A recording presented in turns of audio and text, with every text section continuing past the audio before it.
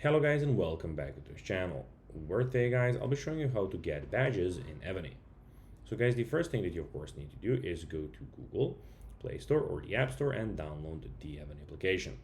Then log in with your credentials or register if you haven't already done that of course. But now guys, let's see how you can actually go and get badges in Evony.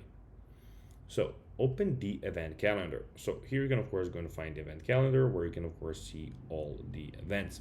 The calendar is unfortunately unavailable for me, but be sure when you have it, you will see it there. Then find an event that currently awards or uses badges. Check if the rules or details page to see the specific earning methods. Complete the event tasks. Participate consistently, so some badges rewards accumulate slowly across repeated event runs. Save badges for valuable rewards. So if the event allows badges to carry over, consider saving them rather than spending them on small items. Check event packages and special activities. So Evony frequently distributes specialized currencies through events of activities and pages, although the exact currency and award structure changes between events. One important thing, Evony has several similarities. So basically named and of course currencies and items. If you mean a specific badge, for example, the badge is needed for a particular civilization gear, then that's of course another thing.